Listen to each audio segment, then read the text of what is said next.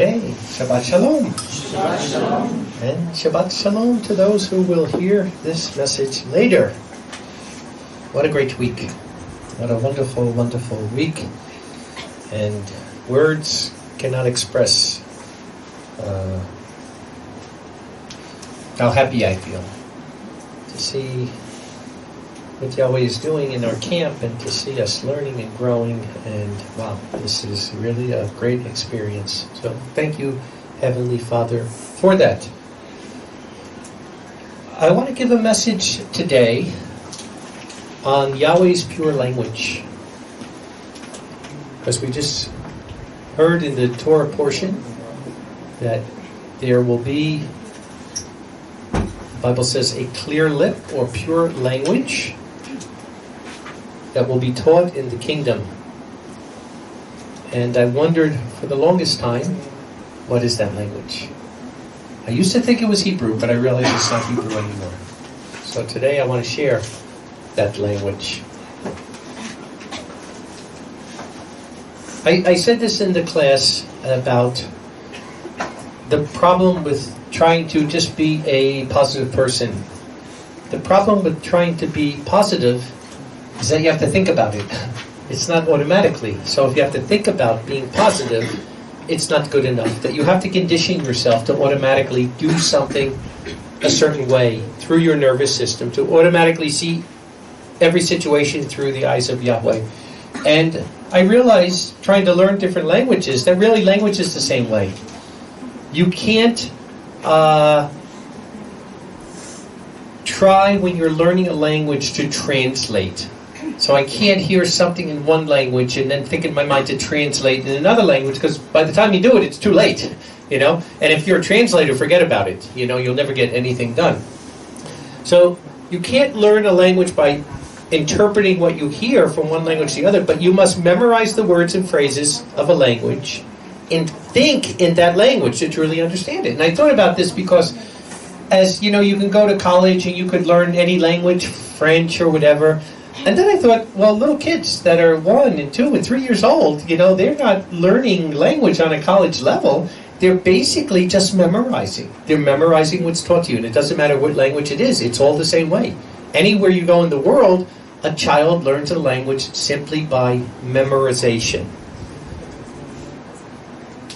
So it is the same with the true language of Yahweh.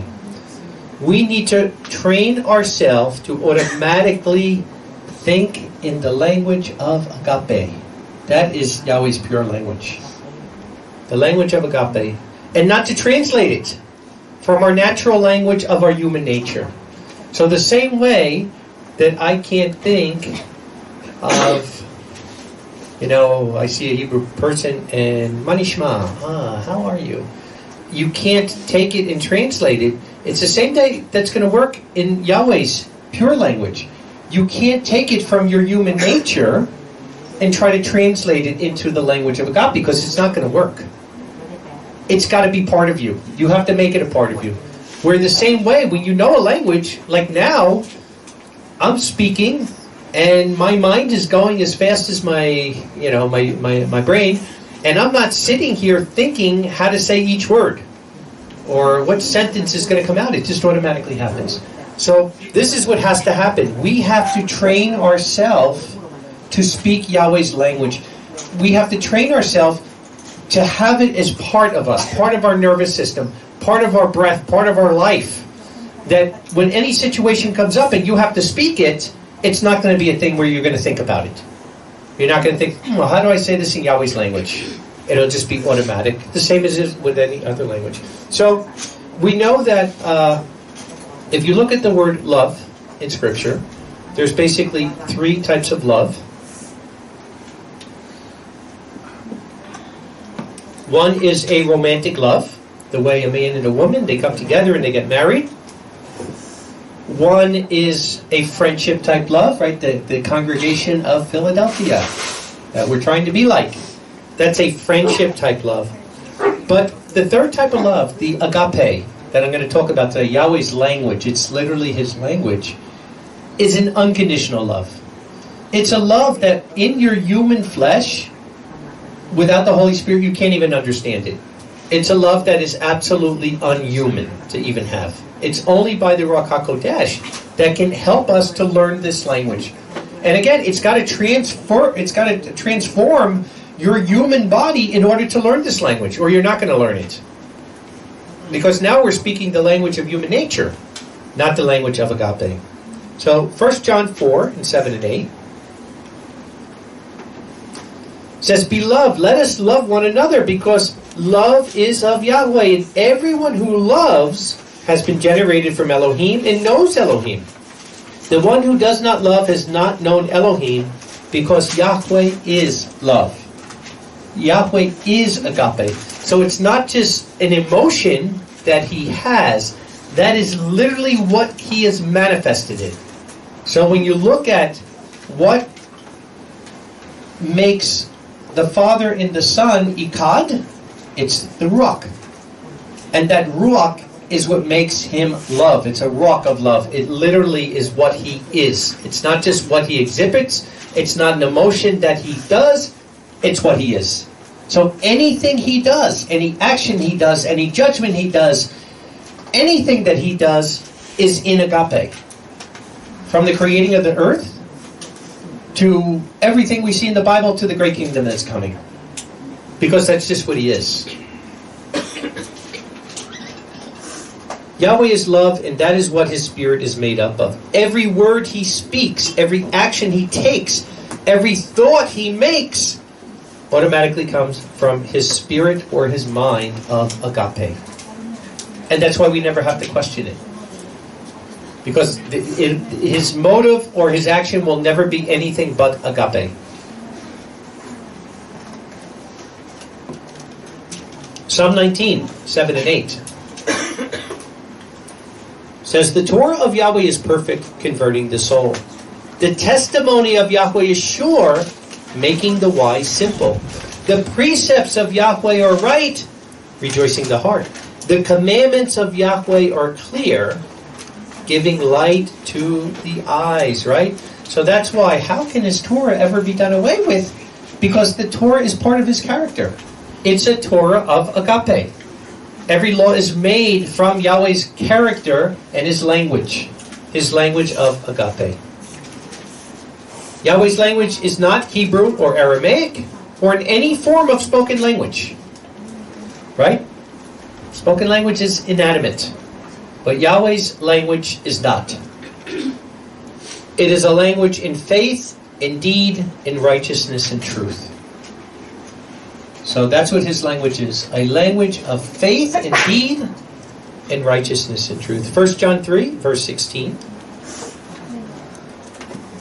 1 John 3 and verse 16 says, By this we have known his love toward us, his agape, because that one laid down his life for us, and on behalf of the brethren, we ought to lay down our lives. But whoever has worldly possessions and sees his brother in need and shuts up his mercy on him, how is the agape of Elohim in him? My little children, let us not love in word or tongue, but in deed and in truth. So if we are speaking this language of agape, this would never happen. We would never, if automatically it would be, I have two coats, my brother has none, give him one. You know, it would automatically be this kind of thing. The language speaks in what we do and not what we say. It's a language of faith. It's a language of deeds, not the language of words. And it is the purest caring for our brother as ourselves. Remember the two greatest commandments? Love Yahweh with all your heart, mind, soul, and strength, and love your neighbor as yourself. So you can't do that without speaking Yahweh's language. Because again, the love of the world is not the love of Yahweh. It's a different type. It's a totally different type. Only through Yahweh's Ruach can we start to understand his language, his pure language. Language is simply an avenue for communication. You know, that's basically all it is. It helps us to communicate. In agape, everything is communicated by true righteousness of the Spirit of Yahweh, rejecting our human nature corrupted by Satan. So I find it pretty neat, as we have congregations all over the world, You know, and like I said, just in this tiny little room, we have people from the north, south, east, and west, from all over the place.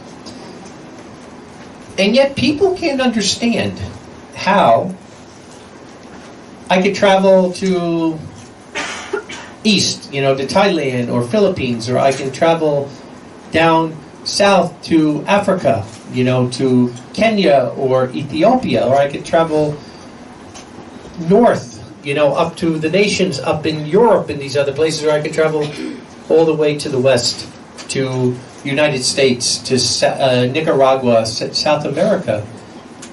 And I go and I don't speak the language of any of these people. And yet, we do speak the same language. We speak the language of agape. So people can't understand it. You're an American. How are you like this with these people? You know, why is there so much warmth? Why is there so much feeling there? And it's because we are speaking the same language. We're speaking the language of agape. Language is an avenue for communication, and we're doing that through that. Everything is communicated by true righteousness, the Spirit of Yahweh, rejecting our human nature that's corrupted by Satan. So that's the key. You can't speak two languages at the same time. And actually, as we'll see, when the kingdom comes, there is no translation. Either you speak agape or you're not there. Everybody there will be speaking the same language. Everybody will be one, as we read here in the Torah reading over here. Matthew 5, in verse 38.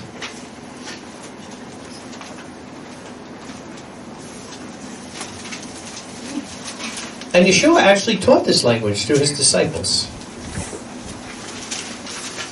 And it's a very unconventional language.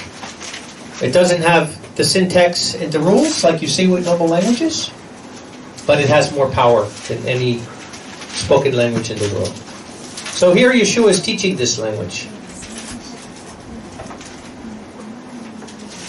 Matthew 5, starting in verse 38, he says, "You have heard that it was said, an eye for an eye and a tooth for a tooth. But I say to you, do not stand against the evil, but whoever strikes you on the right cheek, turn the other to him also. And to him desiring to sue you and take your coat, allow him also to have the cloak. And whoever shall compel you to go 1 mile, go with him 2 miles. He asking you to give, and he wishing to borrow from you, do not turn away. You have heard that it was said, you shall love your neighbor and hate your enemy. But I say to you, love your enemies, bless those cursing you, do well to those hating you, and pray for those who take you by force and persecute you, so that you may become sons of your Father in heaven.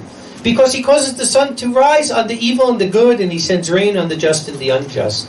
For if you love those loving you, what reward do you have? Do not even the tax collectors do the same? And if you only greet your brothers, what exceptional thing do you do? Do not the tax collectors do the same? Therefore you become perfect, complete, even as your Father in heaven is complete. Right? So this is why he's trying to teach us his language. Because you can't become like him unless you know his language. How many people are you very close with? How many people can you have a great relationship with? How many people do you have a wonderful conversation with if you can't speak the language with? So if we're going to communicate with him, we have to learn the language that he speaks. We have to learn the language that he speaks. The language of agape. To become like him, to think like him, to feel like him, to love like him. Luke 23 and verse 13. Luke 23 and verse 13. And let's see language here that is of human nature. Luke 23 and verse 13. And having called together the chief priests and the rulers and the people, Pilate said to them, you brought this man to me as perverting the people. And behold, examining him before you, I found nothing blamable in this man regarding that which you charge against him. But neither did Herod, for I sent him up to him. And behold, nothing worthy of death is done by him. Then chastising him, I will release him. And he had to release to them one at the feast. And they all together shouted, saying, take this one and release Barabbas to us. He who was thrown into prison due to some revolt and murder occurring in the city. Then Pilate again called out, desiring to release Yeshua. But they shouted, saying, crucify, crucify him. And the third time he said to them, for what evil did he do? Did this one do? I found no cause of death in him, therefore chastising him, I will release him. But with loud voices they insisted, asking for him to be crucified, and their voices and that of the chief priests prevailed. Right? More people spoke that language than spoke Yahweh's language. And Pilate commanded their request to be granted, and they released to them the one thrown into prison due to revolt and murder, whom they said, but he delivered Yeshua to their will. So we have to understand we're living in a world where people speak the language of the God of this world. They're not speaking Yahweh's language. And what was Yeshua's response? He spoke to them in his own language. Verse 33 and verse 34. And when they came to a certain place which is called Skull, they crucified him there, and those doers of evil, one at his right and one at his left. And Yeshua said, Father, forgive them, for they know not what they are doing. In dividing his garments, they cast a lot. So even as he's being crucified, and even as they are spewing hatred in their language of human nature, of Satan the devil, Yeshua answers still in Agape. Everything he said was in Agape. Because that's the only language that him and the Father know. They don't know any other language. And that's the language we have to learn. If you're going to communicate with Yahweh, if you're going to pray to Yahweh, if you're going to have a relationship with him, if you're going to have conversation, you have to learn his language.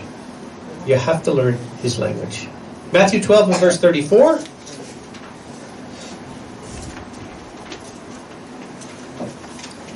It says, generation of vipers, how can you, being evil, speak good things? Right? Because they're speaking Satan's language, human nature. For out of the abundance of the heart, the mouth speaks. Out of the abundance of the heart, the mouth speaks. What is our language? Is our language human nature, or is our language agape? So the New Testament was written totally in agape. The New Testament was written totally in agape. Not written in Greek, Aramaic, or Hebrew. It's written in agape. All the rest are translations. The pure language is the language of agape. Let's look. Ephesians 4 and verse 17.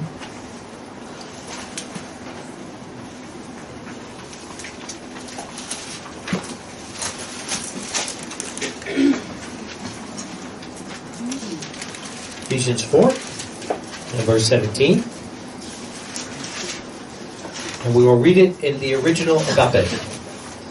Therefore I say to you and testify in Yahweh that you no longer walk even as the rest of the nations walk in vanity of their mind, having been darkened by their intellect, being alienated from the life of Elohim, because they have no knowledge, which is because of the hardness of their heart, who having cast off all feeling, surrendered themselves up to lust, right? Not to agape, not to the Spirit of Yahweh, but they surrendered themselves up to lust.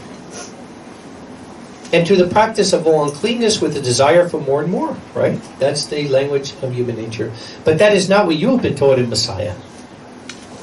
If indeed you heard him and were taught in him as the truth is in Yeshua, lay aside all former practices and put off the old man. Stop speaking the old language, having been degenerated with deceitful lust, and be renewed in the spirit of your mind. We'll be going over this in the class this week. This is going to be one of our classes, right? Being renewed in the spirit of mind, and to put on the new man who is created by Elohim in righteousness and true holiness, in agape. Therefore put away from you lying, and speak the truth each with his neighbor, for we are members of one another. Be angry, but do not sin. Do not let the sun go down on your anger, and do not give the devil a chance. The one stealing, let him steal no more, but rather let him labor, working what is good with the hands, that he may have something to give to the one who has need, right? So it's not enough just not to do bad. In Yahweh's language, you have to do good. That's what the language is. It's not enough just not to do something bad. It's doing something proactive, something good. Let not any evil word go out from your mouth. Why? Because the importance of words. But words that are good and useful for edification, that it may impart a blessing to those who hear them. This is what we were saying. Our words give life. Or, in human nature, your words can take life. Your words can give life, or your words can take life.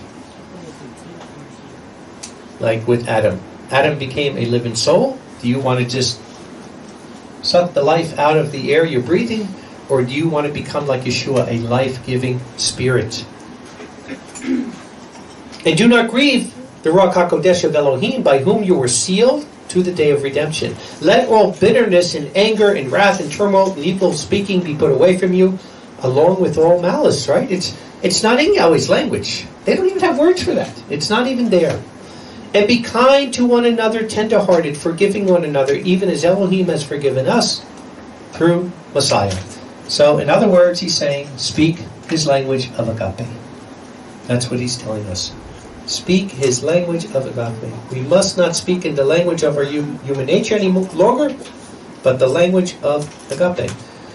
In Hebrew, every word comes from a 2 or 3 letter root word, and that's why there's not a whole lot of words in Hebrew compared to other languages, because those 2 or 3 letter root words will make like 30 words concerning the same thing. So whether it's the word for school, school book, teacher, student, all of them come from the same root.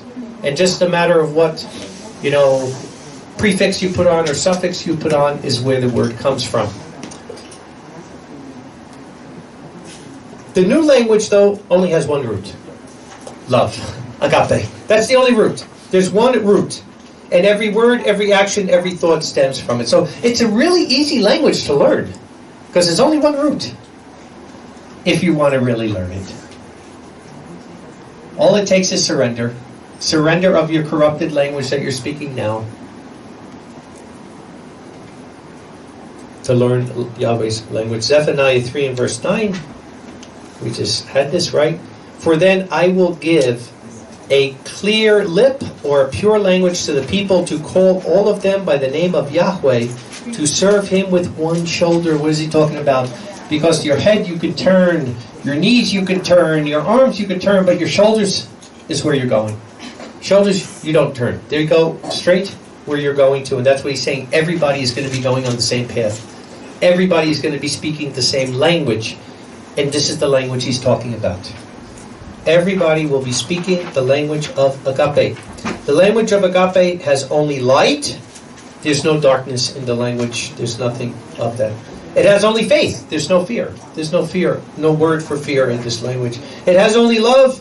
There's no words for hate, for revenge, or bitterness. So this is the language we have to learn. And I want to go over what we went over in our class for a couple of minutes for the benefit of the brethren who were not here with us.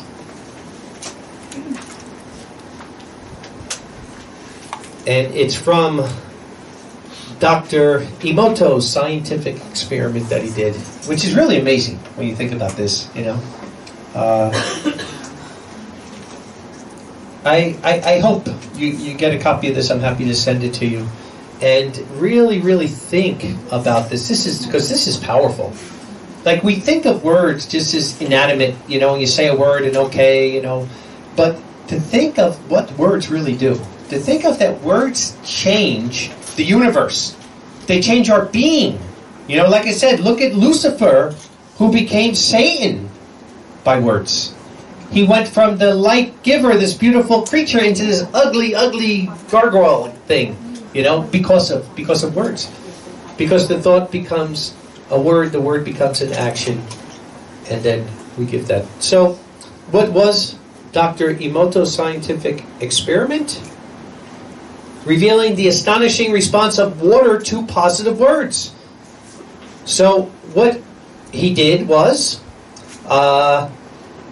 he took water and crystallized it, froze it, and by taking a container of water like this and putting on it the word love or the word thank you, the water comes out in beautiful crystals.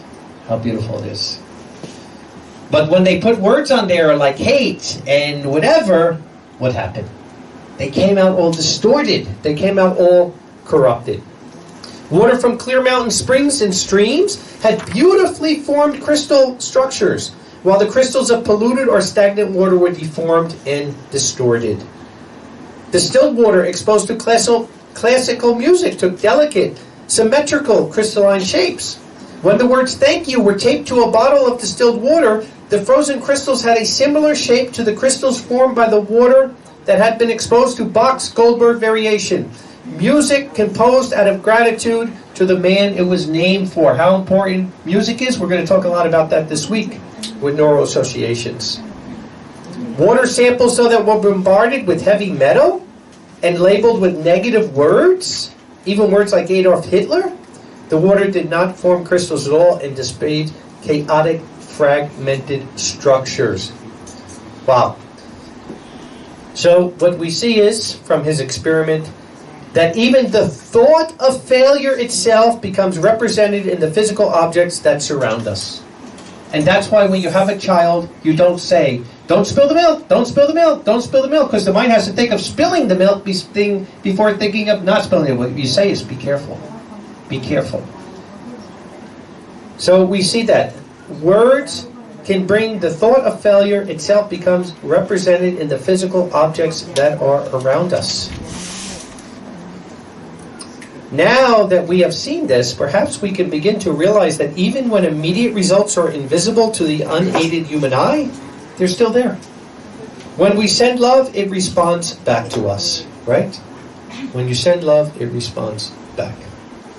We can begin to really understand the awesome power that we possess through choosing our thoughts and intentions, and even the process of healing if we only believe. Here we had a miracle last night, and it shows us that, right? How important are our words? And again, if this can be done to water, and it's a scientific experiment, right? It's a fact. And what does it do to us who are 60 to 70% water? Right? So to me, this is groundbreaking, but this is only the beginning. Because we see that Yahweh is in everything in the universe. Everything in the universe has consequences, and everything in the universe is from Him. And as long as you are speaking His language, your life is going to be formed in spirits of appreciation, spirits of faith, spirits of spiritual growth. You know, all these things are going to come. But if not, if you have all these things that bring disruption, you know, doubt and fear and all the other things, what's going to happen? You're going to look like those distorted crystals, because we are water. And literally, it will make you sick. The experiment suggests that water is not merely a passive element, but a responsive to the energy and intentions directed toward it. It implies that our words and thoughts can have a tangible impact on the world around us, even on something as fundamental as water, which to me, it's only the beginning. It challenges us to consider the power of our words and the intentions we carry in our hearts, not only in how we communicate with each other, but also in how we interact with the environment, right? Because again, we're destroying the environment as human beings, the ecosystems and all the things that Yahweh has. So, words of power. You know, when Yeshua came up to somebody and said, you know, your faith has healed you. When He said to a cripple, walk, you know, and they walked. These are words, the words that gave life, and are our words every day giving life. You'll be judged by every idle word, right? You'll be judged by every useless word. Are we taking that serious enough? Are we thinking about how our words can heal, or how our words can make somebody sick? The language of Agape. It highlights the potential for positive change and healing that lies within our capacity to use language and intentions wisely and with love. So as we reflect on this experiment, it encourages us to cultivate a greater awareness of the energy we project into the world and the impact it can have on interconnected web of life. It underscores the power of positivity and the potential for transformation through consciousness and loving communication. So every word we give is either giving life or taking life. Are we thinking about that? Are we thinking about it daily? Are we thinking about, because we're not just another human being. We are human beings that have the Spirit of Yahweh in us. And He has given us the power to change this world. That's what we're going to be doing when He returns. We're going to be kings and priests. So are we developing into that? by developing the language of agape. Because again, in the kingdom, that's the only language. You won't have to worry. There'll be a lot of things to learn in the kingdom, but you're not going to have to worry about learning a language. Either you're going to know that language of agape and be there, or not. So if you don't know the language, you're not going to be there in the kingdom. The human mind is greater than any computer ever made. Your body is a printout of your thoughts. And like I said, I could, or not me or anybody, they could hypnotize somebody and put an ice cube in your hand and tell you that it's fire, and literally your hand will burn. That's the power of positive thinking, or thinking, just the power of belief that's there. The power of belief that Yahweh has given us, that Satan has corrupted by his human nature. And that's all the what ifs. That's all the buts, right, that he tries to bring in. Satan has corrupted by his human nature, teaching us not a pure language, but a language of pride, a language of doubt, a language of fear, a language of selfishness, a language of greed. But again, none of those words are in Yahweh's language. They don't exist. They're not there. It's like we said, even in Hebrew, there's black and there's white, there's no gray. There's no gray in Hebrew. These words do not exist in Yahweh's language, and if you have these words in your mind, they will manifest in your life. The same way, look at that water, look at those crystals, that is a reality, that if you have in your mind pride, doubt, fear, selfishness, greed, it's going to manifest in your life. That's what your life will become. You will become the words you speak and the thoughts of your mind. And that's why we have to take every thought into captivity in the obedience of Messiah. We'll be going over it this week. You have to take every thought into captivity because you have to stop speaking Satan's language. And you have to keep speaking only the language of agape. Yeshua healed the sick. He cleansed the leper. He made the blind see. He raised the dead by the power of belief. Hebrews 11:6, which has become our motto for our class here this year. But without faith it is impossible to please Yahweh.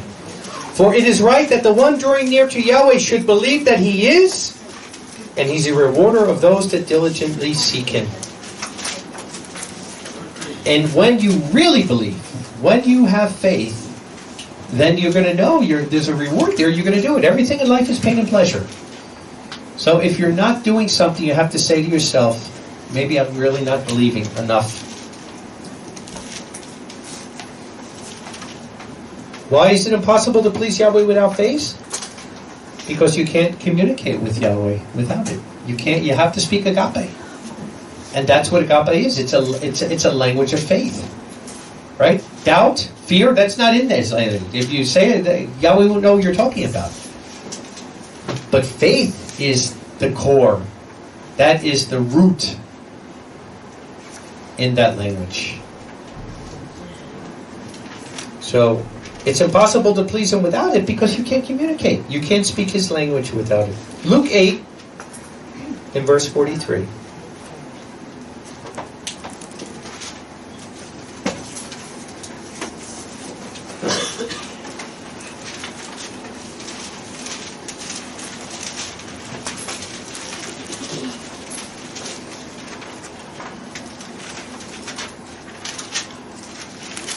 Luke 8 and verse 43. And a woman being in a flow of blood from 12 years, who had spent her whole living on physicians and could not be cured by anyone. So it's pretty interesting, right? Not that she just had this for 12 years, but spent all her money on physicians. And couldn't be cured. Nobody could cure her. And coming up behind, she touched the tassel of Yeshua's garment. And instantly the flow of her blood stopped. And Yeshua said, "Who was touching me?" And all denying it, Peter and those with him said, "Master, the crowds press and push on you, and you say, 'Who was touching me?'" But Yeshua said, "Someone touched me, for I knew power went out from me." And seeing that she was not hidden, the woman came trembling and kneeled down before him and told him before all the people for what reason she touched him and how she was instantly cured. And look at his answer. And he said to her, daughter, be comforted. Your faith has given you life. Go in peace. Your faith has given you life. Faith is what gives us life, because Yahweh is life, right? And we have to believe that. And again, I pray that we're learning the difference of hope and faith. You know, like I said, because faith will always bring an action. We must live by the language of love and faith in every thought we have, and it must be the only language we know. And we have to be convicted with all our heart, mind, soul, and strength. Can't speak two languages, right? Can't serve two masters. So we have to make sure that we're only speaking Yahweh's language. We have to be convicted with our heart, mind, soul, and strength. 2 Corinthians 10 in verse 3.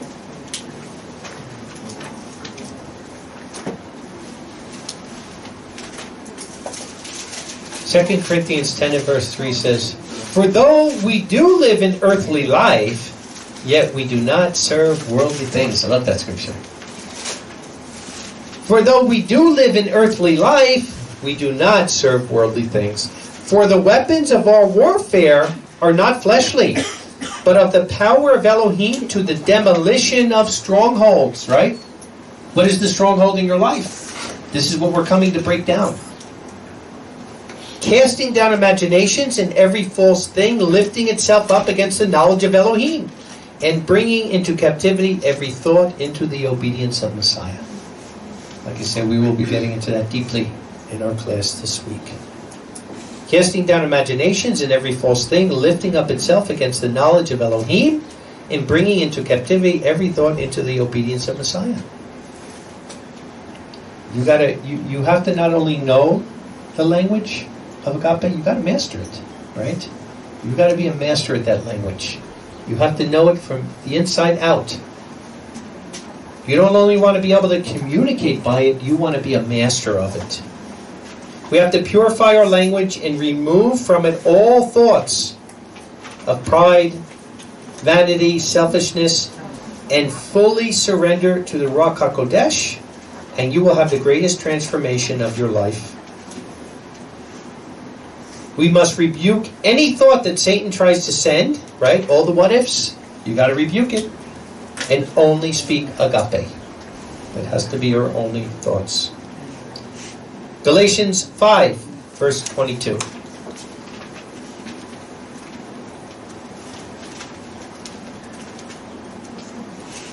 Galatians 5 in verse 22 says, but the fruit of the Spirit is love, joy, peace, patience, kindness, goodness, faith, meekness, self-control. Against such things there is no instruction, right? There's no instruction against any of that. We should be growing in it.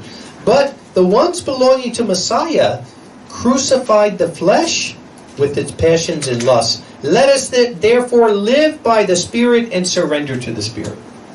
Right? And what is it? A spirit of Agape. That's what Yahweh is. It's not just the language He speaks, it's what He is. It's what He is. And it's what He wants us to become. Just like learning any new language, we have to take the time to practice. Right? Let us live by the Spirit and surrender to the Spirit. But like with learning a new language, you don't learn it overnight. But you got to practice it. You know? They don't have Agape on Duolingo.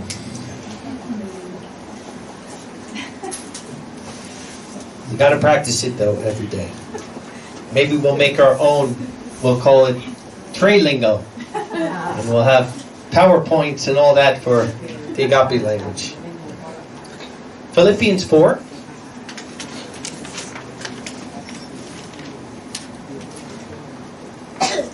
So let's take a look at Yahweh's language of Agape.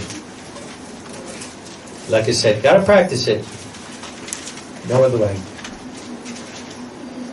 Philippians 4 and verse 4. Rejoice in Yahweh always. Again I say rejoice. Praise Yahweh. We'll be doing praise and worship after this, and we'll be rejoicing. Let your humility be known to all men. Our master is at hand, right? So it's also, there's no pride in this language. And because when you really realize what you are, and you could see Yahweh for what He is, it brings the greatest form of humility you could ever have in your life. And that's why Paul said, where is the boasting? There is no boasting. There's nothing you think you're doing is of you. Because you know it's all Him. It's all from His Spirit and His language. Do not worry about anything, but in everything by prayer and by petition with thanksgiving. Let your requests be made known to Elohim. So even during the trials, we have to be thanking Him during these trials because we're always learning something from them.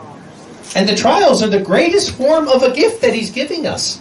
Because without the trials, what are we really learning? Right? Do not worry about anything, but in everything by prayer and by petition with thanksgiving, let your requests be made known to Elohim. And the peace of Yahweh, which surpasses all understanding, will give your hearts and your minds through Messiah Yeshua. The peace of Yahweh, which surpasses all understanding, and His language of agape passes all understanding. Loving your enemies? Praying for those who despitefully use you? Here it is, Yeshua, after what He just went through. You know, in His mind, you think He's thinking, boy, I can't wait for that white throne judgment. I'm remembering this guy. I'll remember him. Nope. He's up there speaking agape. Father, forgive them, for they know not what they do. No revenge. No revenge in Yahweh's language. And the peace of Yahweh, which surpasses all understanding, will keep your hearts and your minds through Yeshua Messiah. Finally, my brethren, whatever is true, whatever is honest, whatever is just, whatever is pure, whatever is lovely, whatever of good report, if there is any virtue, if there is any praise, think on these things, right? No reviling for reviling, no gossip, no speaking back. But whatever is honest, true, just, pure, lovely, of good report, if any virtue and any praise, think on these things. And what things you learned and received and heard and saw in me, practice these things, and the Elohim of peace will be with you. Practice these things. You can't learn the language of agape without practice. You need to practice. You have to practice it. Repetition is the mother of skill. We must practice this language daily. Whatever you focus on becomes most real to you. We must rebuke pride and anger and embrace faith, truth, love, honesty, and praise. And like I said, repetition is the mother of skill. So as you do this over and over and over, all of a sudden it will be normal to you. Like I said, just like a language, you can't translate it. You can't take it from Satan's human nature, corrupted human nature language, and try to translate it into agape. It doesn't work like that. You'll never learn it. You have to just keep practicing, and then all of a sudden, it's a part of you. Automatically, it's going to come out. You don't even think about it, because it's the rock in you that's given to you. Last scripture, 1 John 3.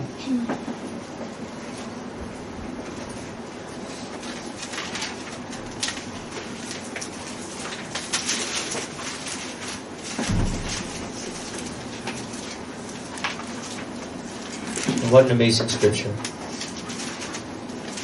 Because like I said, if you want a relationship with Yahweh, you got to speak His language. And this is not only the language He speaks, it's what He is. It's His character. It's what His rock is. It's what He is. And now, look at what it says here, if this doesn't blow your mind. 1 John 3, see what manner of agape the Father has given to us, that we may be called sons of Yahweh, who made us.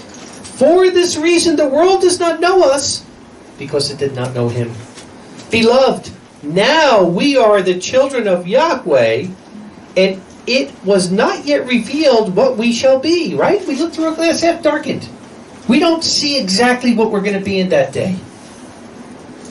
Beloved, we now are the children of Yahweh, and it is not yet revealed what we shall be. But we know that if He is revealed, we shall be like Him, because we will see Him as he is. Wow. So he is agape. That's what he is. And he wants to create us to be agape. We are his children. And think about this when you're thinking about the great human potential. That we don't know so much about what Yeshua was for eternity. We know he was always there. There's many scriptures that say he wasn't created. He was there for eternity with the Father. But we have no idea in what aspect it was, right? We know he's Yahweh's messenger. In the first covenant, we see scriptures of that. We see him appearing to Manoah and to Manoah's wife. We see him appearing to Gideon, right? But again, these are all like mysteries that we see. It's all mysteries, and he never gives his name. But we do know one thing. We do know that Philippians tells us he gave up that eternal divinity. When he became a human being, that was it. Everything changed from him. That eternal existence that he had with the Father forever changed. And he did it for one reason. He did it to be the first one of us. That's what it says in Hebrews. He didn't just become like the cherubs, but he became a seed of Adam to become one of us. So Yeshua changed his eternal existence that he had with the Father so that he could be the first one of the born of the dead, and here we are. And that's what Yahweh's saying. I want to create you in that same image. I want you. Look, you have your older brother. Look what he did. Look at how I put him as a human being so that you could see what it is. So that we could learn that language. And now we will step in his footsteps. And we can become the spirit of agape like he is the spirit of agape. Beloved, now we are the children of Yahweh, and it was not yet revealed what we shall be, but we know that when he is revealed, we shall be like him, because we will see him as he is. And everyone having this hope on him purifies himself as that one is pure. That is our hope. We will be like Yeshua. We will be sons of Elohim, like it says in Psalm 82. Wow, what a great potential. And what a sacrifice that Yeshua did. To change his eternal existence by putting his divinity on the side and coming down in a human body for 32, 33 years. And that's why Yahweh says forever now. Because of that sacrifice, and because he became human, and because he was sick, and he suffered, and all these things he did for 32, 33 years, he got hungry, he got tired, he got cold, and then before his death, he was abused and mocked and beaten and crucified. That's why Yahweh said, forever, from that sacrifice, his name will always be the name above all names. And he only did it so that we could walk in his footsteps. So we don't know exactly where we're going to be, but we know what Yeshua is, and we know we're going to be like him because we're going to see him as he is. We're made in his image. And now we got to learn his language. We got to learn his language. He healed the blind. We have to have eyes to see. He healed the deaf. We have to be able to speak that language. We have to be able to walk it every day of our life. Everyone having this hope on him purifies himself, even as that one is pure. Everyone practicing sin also practices lawlessness, and sin is the breaking of the Torah. So that's the language of Satan. That's the language of human nature. And you know that he was revealed that he might take away our sins, and sin is not in him. Talking about Yeshua, of course. Everyone remaining in him does not practice sin. Everyone practicing sin has not seen him or known him. Little children, let no one lead you astray. The one practicing righteousness is righteous, even as that one is righteous. The one practicing sin is of the devil, because the devil sins from the beginning. For this, the Son of Yahweh was revealed, that he might destroy the works of the devil. Everyone who has been begotten of Elohim does not practice sin, because his seed abides in him, and he is not able to sin because he has been begotten of Elohim. By this, the children of Yahweh are distinguished from the children of the devil, right? Because they speak two different languages. Whoever does not practice righteousness and does not love his brother, right? Doesn't speak agape, does not belong to Elohim. Because this is the message which you heard from the beginning, that we should love one another. That's the message he speaks. That's the message he's teaching us. Yahweh is agape. We are made in his image. We must grow in his likeness. Through the Ruach HaKodesh, we can become agape as Yeshua is agape. We must practice, though, and focus on this every day of our lives, as our body is a printout of our thoughts. Your body is a printout of your thoughts. And that's why when we go into our neuro-associated conditioning class, we're going to talk about physiology. You know, the way we stand, the way we look, the way our body is. It all tells a story. Our body is a printout of our thoughts. We will see him as he is, and we will be akkad with him, because we will speak the same language that he speaks. We can't do this unless we practice that language every day. Yahweh is agape, and we are growing to be agape. Are you moving in that direction? Are you learning another word of that language every day? Because that's the way you do it, you know. You start with a little basis, and then every day you say, I'm going to learn another word. I'm going to learn another word when you're learning a language, right? Are you learning another word of the language of agape every day? Yahweh bless. Shabbat shalom. Okay, so we have been talking about the language of agape. And you can't talk about the language of agape without going to 1 Corinthians 13. So in 1 Corinthians 13, if I should speak in every language of men and with cherubs, but I do not have agape, I have become as a sounding brass or clanging cymbal. So you could speak every language in the world, and if you're not speaking the language of agape, you're not speaking any language. And if I have all prophecies and know all mysteries and all knowledge, and if I have all faith so as to move mountains, but I do not have agape language, in my heart I am nothing. And if I give all my possessions to the poor, and I surrender my body that I may boast, but I do not have agape language in my heart, I am not profited anything. Agape language has patience, is kind, is not envious. Love does not make a vain display of itself, does not boast. It does not behave indecently, does not pursue its own things, is not easily provoked, thinks no evil. The word evil is not even in the language. Does not rejoice in unrighteousness, but rejoices in the truth. Agape love quietly covers all things, believes all things, it's the gateway to faith, hopes all things, endures all things. Agape never fails. But if there are prophecies, they will be caused to cease. If languages, they will cease. This is the only language that's going to be left. If knowledge, it will be caused to cease. For we know in part and we prophesy in part, but when that which is perfect comes, then that which is imperfect will come to an end. When I was an infant, I spoke baby language, right? I spoke like an infant. I thought as an infant. I reasoned as an infant.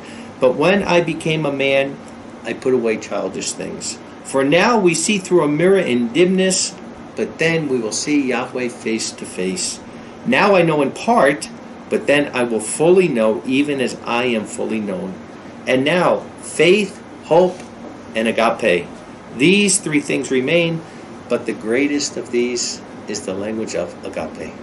Yahweh bless.